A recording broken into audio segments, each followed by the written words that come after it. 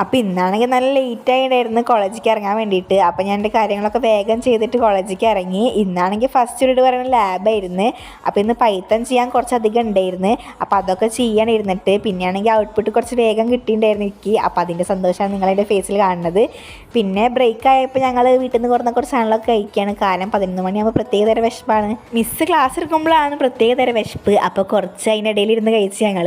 പിന്നെയാണെങ്കിൽ അഭിരാമി വരുമ്പോൾ വെട്ടിക്കേക്ക് കൊടുക്കുന്നുണ്ടായിരുന്നു. അപ്പോൾ അതൊക്കെ നല്ല ഇഷ്ടപ്പെട്ട്. അപ്പോൾ ഞാൻ കുറേ കഴിച്ചത്.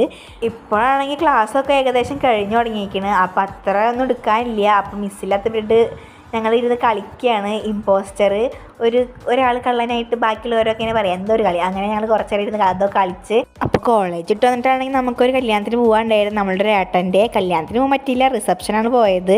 അപ്പോൾ ഞങ്ങൾ പോണ വഴിക്കാണ് ഗിഫ്റ്റൊക്കെ വാങ്ങിയത്. പിന്നെ കല്യാണ വീട്ടിലെത്തി, ഏട്ടൻ ഗിഫ്റ്റൊക്കെ കൊടുത്ത് അവിടെ നിന്ന് ഫുഡൊക്കെ കഴിച്ചിട്ട് രാത്രി ഞങ്ങൾ വീട്ടിലേക്ക് തിരിച്ചു പോന്നു. അപ്പോൾ അത്രേ ഉള്ളൂ ഗൈസ്. Bye bye.